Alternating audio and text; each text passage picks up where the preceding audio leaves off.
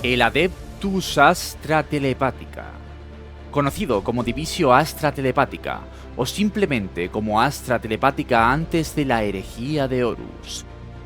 Es un adepto del Adeptus Terra responsable del reclutamiento y entrenamiento de psíquicos al servicio del Imperio del Hombre. En la época anterior a la reforma del Imperio tras la herejía de Horus en el Templo del Renacimiento, el Astra Telepática era responsable de supervisar la baliza psíquica del Astronomicon y de administrar las comunicaciones de los astrotelépatas.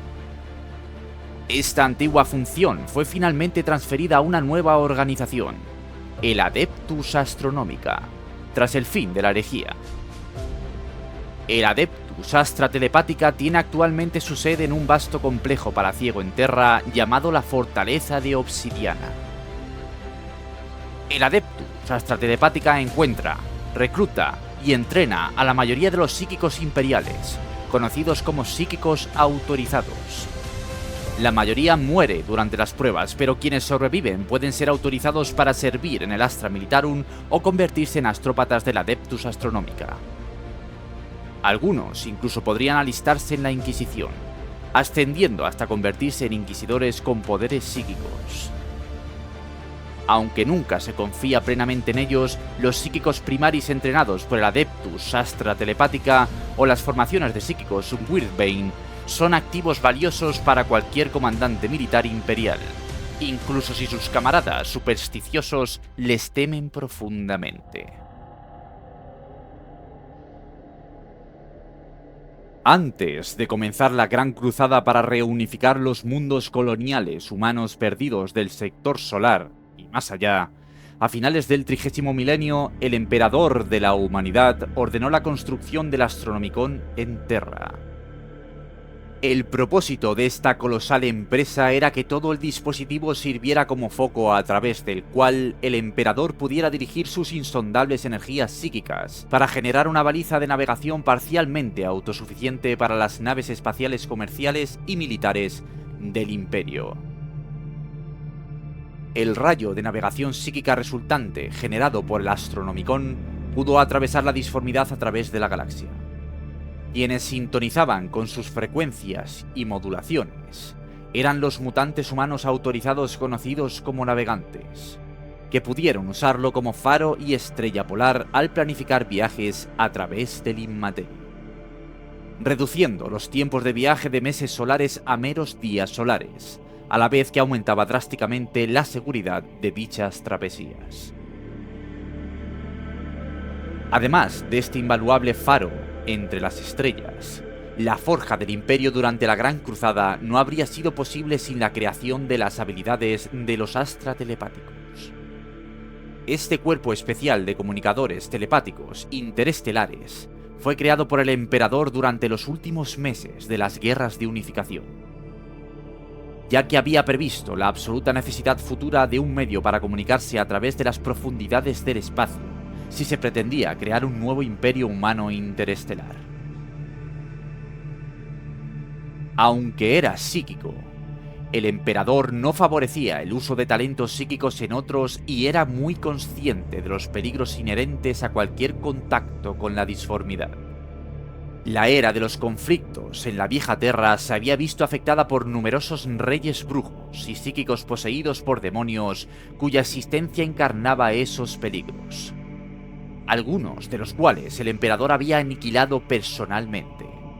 Sin embargo, pudo identificar a aquellos psíquicos lo suficientemente fuertes como para resistir las tentaciones de la disformidad. Esos hombres y mujeres fueron empleados entonces en diversas funciones especiales en el naciente imperio.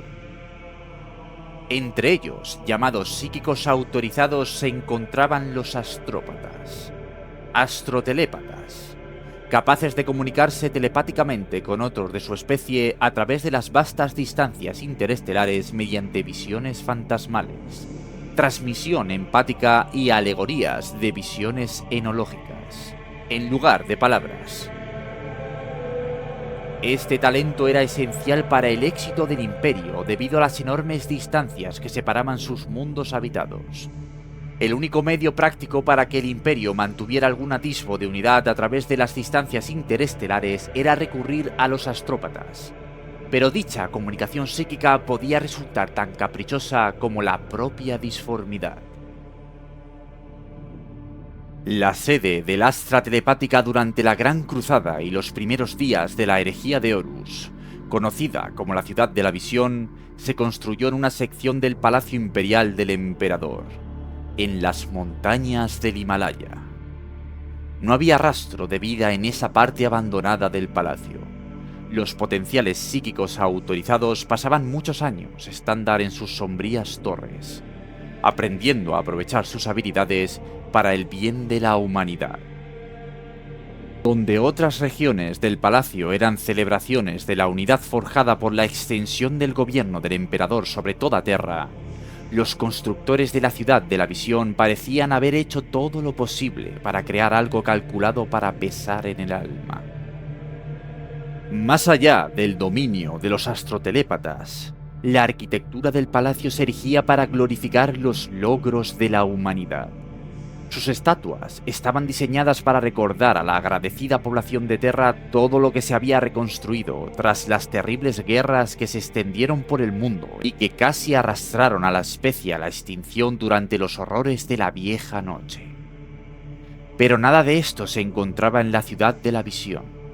Más allá del umbral de la entrada principal a la ciudad, conocida como el Arco de Obsidiana, se extendía un bosque de torres de hierro, guardillas sin luz y calles silenciosas. Las calles de las principales zonas del Palacio Imperial, más allá del brillante arco negro, rebosaban de vida con la agitada y vibrante masa de la humanidad. Pero solo fantasmas solitarios con túnicas verdes y capuchas poblaban las calles de la Ciudad de la Visión. Los estudiantes y adeptos de la Astra Telepática viajaban principalmente a través de una red de túneles y pasadizos excavados en la roca bajo la ciudad. Muy pocos salían a la superficie si podían evitarlo, pues la sensación de la luz del sol en su piel era solo otro recordatorio de lo que habían perdido. Las murallas de la ciudad y la roca inferior también estaban revestidas de cristales disruptores, lo que también las hacía más silenciosas para quienes poseían los dones del telépata. Viajar sobre la Tierra era ruidoso para un astrópata.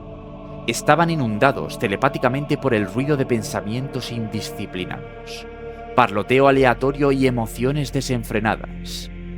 Aunque se les había enseñado a acallar esta cacofonía psíquica de pensamientos, siempre estaba presente en el fondo de sus mentes. Era más fácil para los telépatas viajar a donde no tenían que escuchar.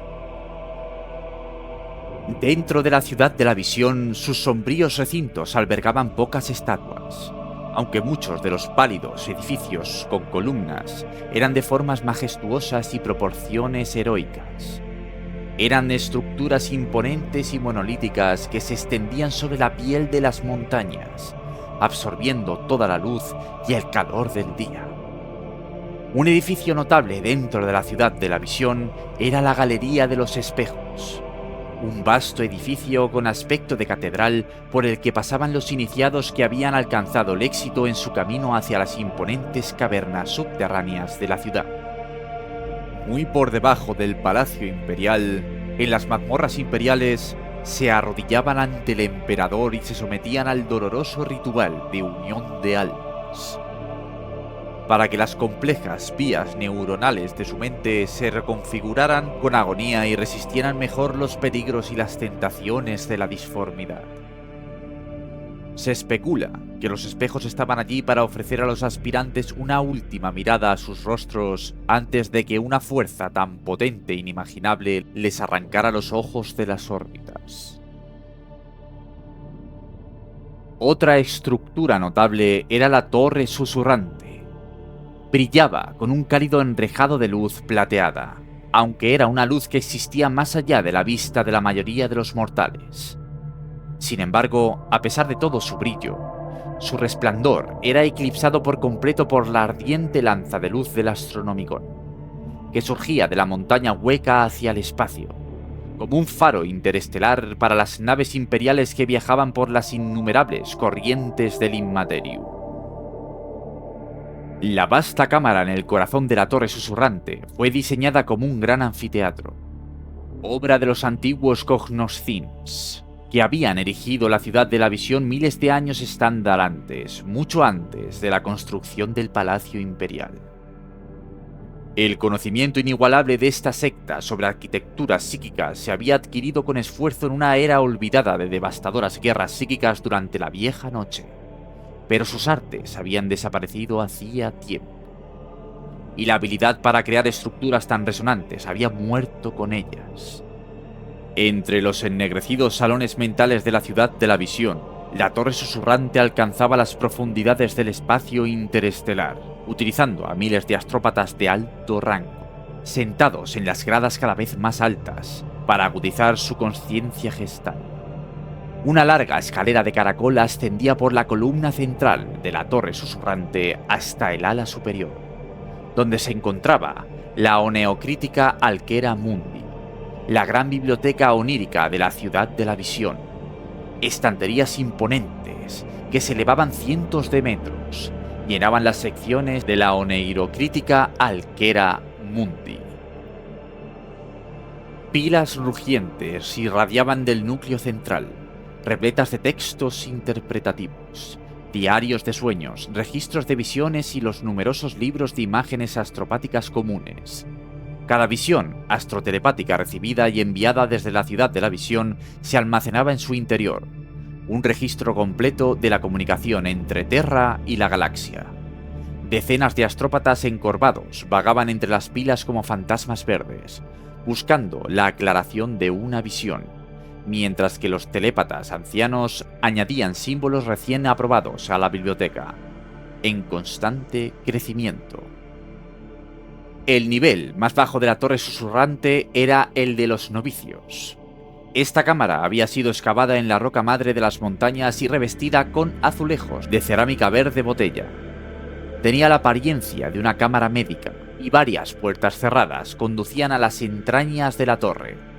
Algunas conducían a las bibliotecas de novicios, donde los nuevos miembros aprendían taquigrafía astropática, símbolos comunes y los mantras básicos del nuncio.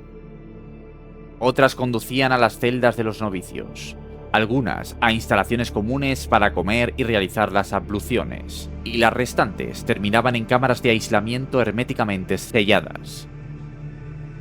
No todos los que transitaban por estos pasajes eran ciegos, y globos luminosos desnudos colgaban del techo de ladrillo mediante bucles de cableado de latón.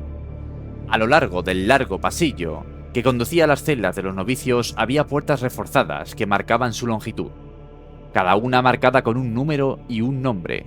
Cada celda marcada era donde un iniciado de la escolástica sicana dormitaba, meditaba y rezaba.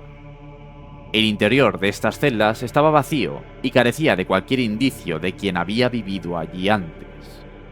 Esto era lógico, ya que cualquier indicio psicométrico persistente de un ocupante anterior influía en los sueños de un iniciado.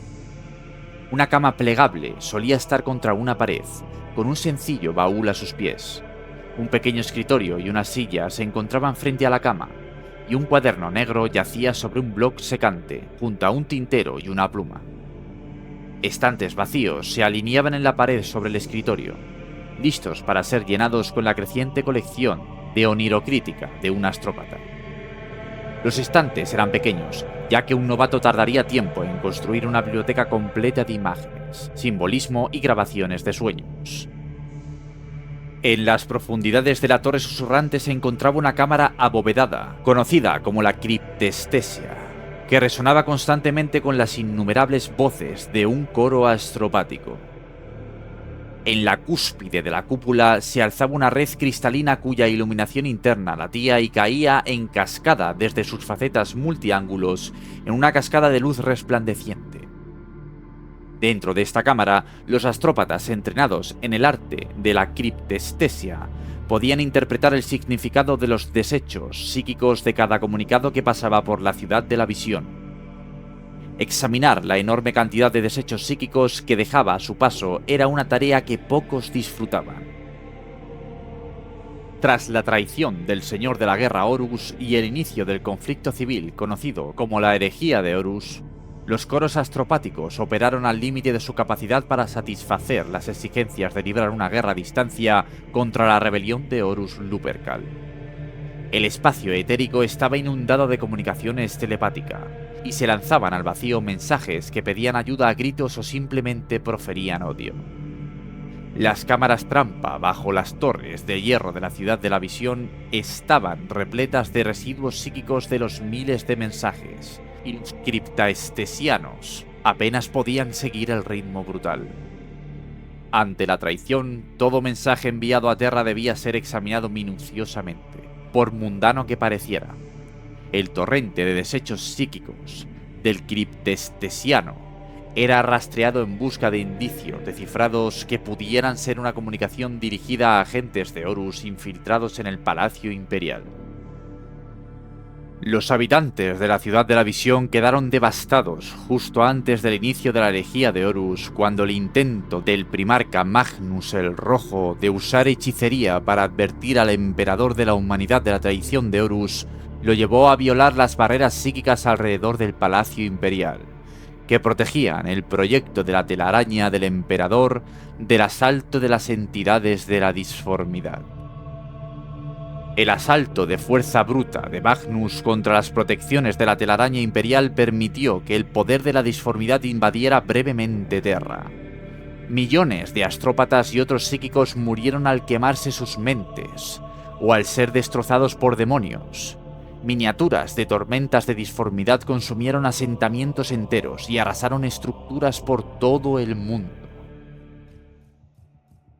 El Adeptus Astra Telepática en el 41 Milenio se divide en un cuerpo de reclutamiento, la Liga de las Naves Negras, y un cuerpo de entrenamiento, la Escolástica Sicana.